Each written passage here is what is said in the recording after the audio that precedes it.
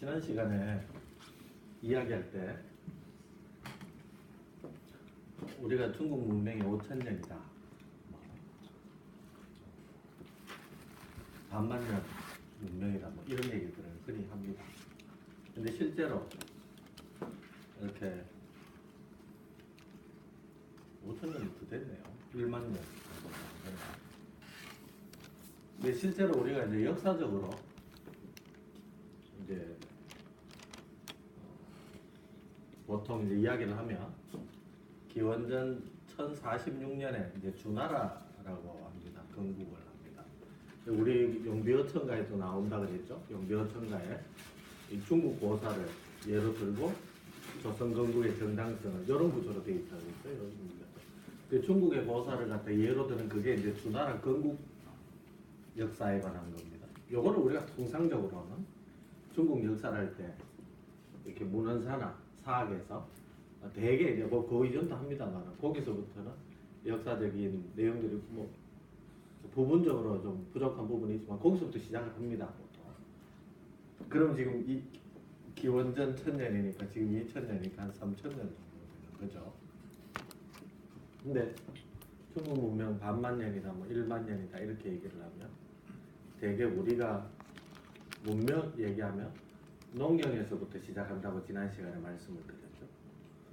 지금 기원전 7000년, 기원전 7000년 전까지는 농경을 했던 흔적을 확인을 하고 있습니다. 그러면 지금 한 2000년에 한 1만 년 정도 되겠네요. 그죠? 지금으로부터 1만 년 정도 되죠. 자, 요 구간의 역사, 기원전 1046년 이전에 이것은 이제 우리가 문명이 출현하고 문명이 형성되는 과정이라 그랬죠. 크게 세 가지 키워드가 있다 그랬죠.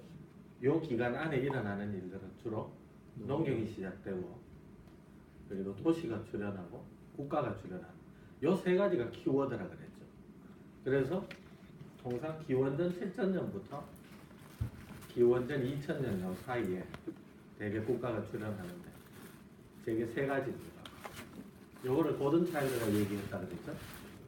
근데 이게 무슨 의미가 있나? 가만히 생각을 좀 해보면 조금 더 올라가서 여기 어떤 의미가 있느냐를 좀 살펴볼게요. 자, 우리가 이야기를 굉장히 좀 올라가. 우리가 영장류다 그죠? 영장류 인간 그죠? 인간이 우리가 그 다윈이 얘기하는 진화론을 기준으로 했을 때 대개 분자생물학이라고 하는 게 있습니다. DNA를 역추적해가 침팬지하고 인간이 서로 다른 유전인자로 갈라지는 지점이 있습니다. 분기점. 조금 어려운 내용인데요. 침팬지하고 우리하고 유전인자가 거의 97%가 6% 정도 유사합니다. 침팬지하고 우리하고. 그러니까 역으로 계산을 올라가면 침팬지하고 우리하고 유전인자 이렇게 그 DNA 구조가 똑같아지는 시점이 있습니다. 그거를 통상 우리가 350만 년 전이라고 합니다. 그거를. 그때 우리가 흔히 우리가 상식적으로 알고 있는 오스트랄로피테쿠스 하는 게 그때 나타납니다. 그게.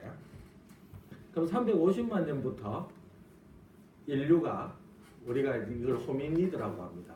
인류가 이제 지금까지 옵니다. 이 오는 과정에서 처음에는 생존이겠죠. 생존. 그러다가 우리가 지금 다른 영장류와는 다른 거대한 문명을 이루고 있지 않습니까? 이것을 오는 전개 과정에 중요한 포인트들이 있습니다. 첫 번째는 뭐냐면 도구를 제작하기 시작하는 시점입니다. 인류 역사에 있어서 우리가 호모 에렉투스, 호모 하빌리스 물론 도구를 처음 시작한 연도도 자꾸 올라갑니다. 우리가 생각했던 것부터. 그래서 이제 우리가 호모 단계가 되면 대개 좀 올라가면 180만 년 전까지도 봅니다. 도구를 제작했던 흔적이 나타납니다. 지금까지 가장 이른 시기의 도구가 180만 년 정도.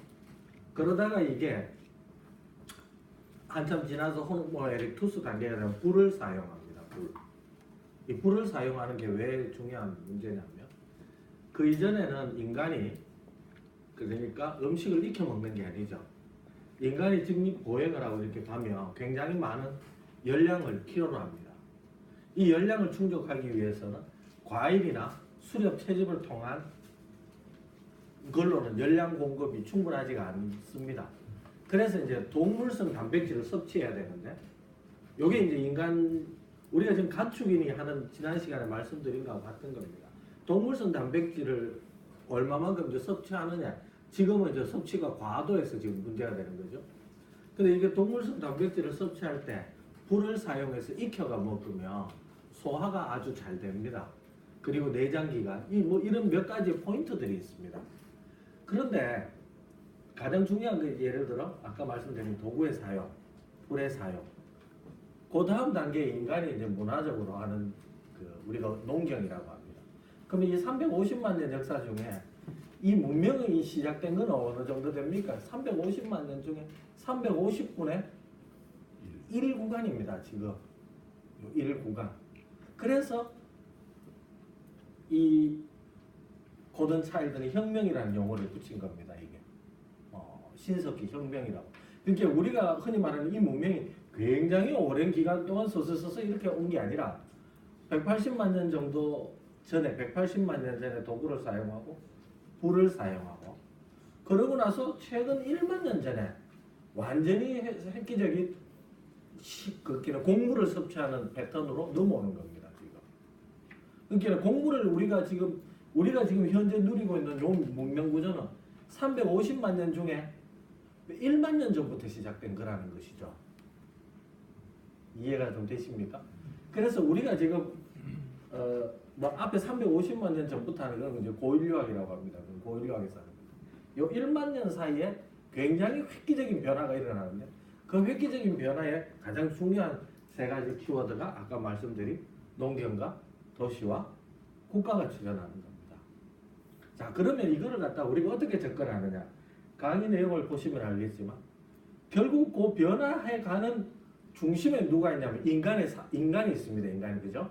그럼 인간을 갖다가 우리가 농경, 도시, 국가로 발전해 나가는 과정에서 인간 삶이 어떻게 영향받고 인간 삶에서 어떤 변화가 나타나느냐의 문제겠죠.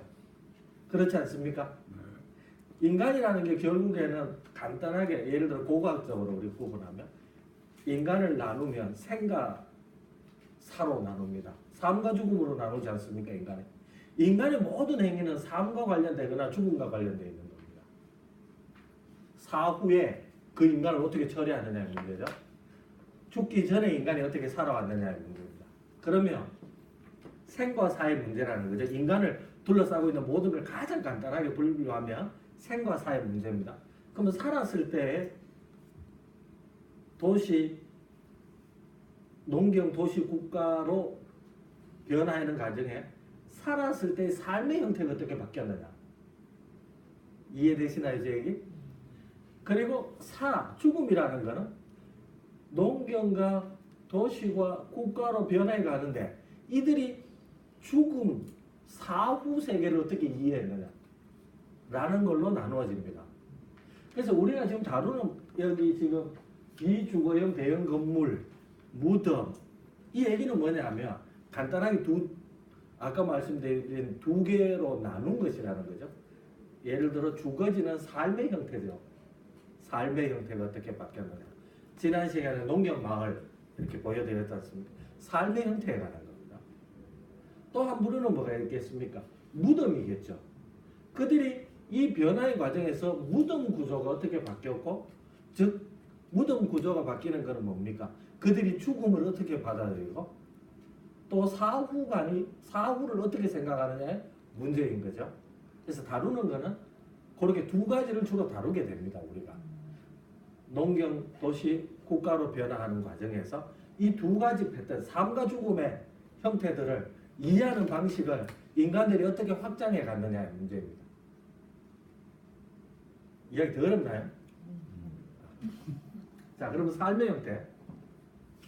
여기 비주거형 대형 건물. 그러니까 이 전제의 입각에서 이해하지 않으면 이게 무슨 의미인지 모릅니다. 비주거형 대형 건물이라는 게 왜 우리는 지금 일상적으로 비주거형 대형 건물을 많이 쓰고 있기 때문에 이게 뭔 특별한 건가? 라고 생각하는 것이죠. 하지만 농경에서 출발하면 이때 처음으로 비주거형 건물진, 주거를 목적으로 하지 않는 건물이 요때 출현하기 시작합니다. 왜? 그럼 주거 용도가 아닌 이 건물의 성격에 관한 문제죠. 왜? 이 건물이 주거용이 아닌 새로운 이 건물은 무슨 용도로? 이렇게 실제 뭐냐면 그는 인간의 상부구조, 의식구조와 관련이 있습니다. 이해되시나요? 어떤 제도와 관련이 있거나 이런 것이죠. 비주거용의 것들은. 그거를 갖다가 이 비주거용 건물질을 통해 우리가 유추해내는 겁니다. 처음으로 많이 드러나는 게 뭐겠습니까? 궁전이겠죠. 강력한 권력을 가진 자가 이렇게 정치 아닙니까? 정치. 이해되시나요, 제 얘기? 네. 그런 용도에 꽤 있고 비주거용은 또 하나의 용도는 또 뭐가 있겠습니까? 어렵지 않습니다. 제사와 관련된. 우리 삶이 있지 않습니까? 정치와 종교입니다. 사실은. 정치라는 것은 폭넓은 의미에서 인간과 인간관계에 관한 거 아닙니까? 종교는 뭡니까? 인간과 뭡니까? 절대적인 어떤 것과의 관계입니다. 우리가 맺고 있는 모든 관계는 이 두 개 중에 하나입니다. 그럼 인간과 인간과 관계라는 걸 우리가 정치라고 표현하는 것이죠. 우리의 비주거용 건물들은 대개 다 정치적인 겁니다. 가장 정점에 있는 게 궁전 건물입니다. 근데 아직 궁전이라는 개념은 생기지 않았는 거죠. 그래서 제가 설명드리라는 건 우리가 지금 현재 너무나 흔하게 쓰고 있는 이 개념들이 언제 이 개념들이 처음 만들어졌느냐에 관한 얘기를 하는 겁니다. 그래서 이 부분에 주의를 하지 않으면 지금도 흔히 우리가 보고 있기 때문에 그게 중요한 건가? 이런 생각을 하게 된다는 거죠. 왜? 이 비주거용 건물지들이 모여있는 곳이 뭡니까? 그 도시란 말이에요. 도시. 생산으로부터는 완전히 분리된 새로운 인간의 거주 공간이 만들어지는 거예요. 우리는 지금 너무 흔하게 살고 있기 때문에 못 느끼는 거죠. 근데 이 패턴이 왜 만들어졌느냐는 거죠. 굉장히 중요합니다. 인간의 삶을 바꾸었기 때문에. 이 연속선상에서 이후의 인간의 삶의 형태들을 유추해 볼 수도 있겠죠. 그죠? 그래서 여기 보시면 앙소식이라는 글자가 있습니다. 요게 요보다 높죠? 요게 지면이. 자, 앙소식의 유적이 있던 겁니다. 요거는 이제 우리가 지난 시간에 했던 용산식입니다. 주거용이 아니라 방이 칸막이가 있고 한 굉장히 색다른 형태의 건물입니다. 방이 몇 개가 딸려 있고 어떤 경우는 마치 그 고시원 방 있는 것처럼 방이 12개쯤 있는 건물, 옆으로 긴 건물. 우리 종묘 보십시오. 종묘 옆으로 길지 않습니까? 그들이 죽음을 어떻게 받아들이고 그것이 죽음의 영속성을 어떻게 아니 극대화해가 드러내는 거죠. 왜? 이쪽 건물 끝에서 저쪽 건물 끝까지 보십시오. 종묘에 가서 굉장히 길다고 생각하는 거죠. 짧지 않고 건축학적으로 화려하지 않고 기둥을 쭉 나열해 놓은 거예요. 마치 우리가 바닷가에 가서 저 먼 걸 보는 것처럼 죽음을 그렇게 받아들이는 거죠. 이해되시나요? 네. 종묘의 기둥이 24개 있는가 하고 14개 있는가 하고 4개 있는가 하고 그 건물을 보면서 느끼는 영속성에 대한 우리의 감은 분명히 다르겠죠. 그런 거라는 것이죠. 이 건물의 성격은 아직 알 수 없습니다. 이런 것들이 우리가 이제 기원전 3000년 정도 되면 이런 건물들이 이제 나타나기 시작합니다. 이거는 건물 발굴을 했는데 여기 개의 뼈다구라든가 소의 뼈가 나타나면 이 건물의 성격은 아까 얘기한 두 가지 궁전과 제사 중에 어디에 가깝겠습니까? 가까워요. 그건 별게 아닙니다. 그렇게가 추정하는 겁니다. 이해되시죠?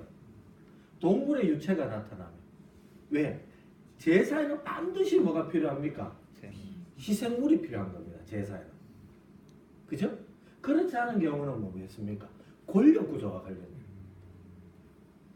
이 중국인들은 굉장히 중요한 문제인데요. 다른 마야나 나중에 얘기할 홍산문화나 이런 곳은 신상을 가지고 대상으로 합니다. 신상. 이해되시나 제 얘기? 근데 우리 주나라 주례라고 하는 거는요. 인간관계를 설정하는 것인데 거기에 어떤 규칙성을 하는 건데 중국 사람들은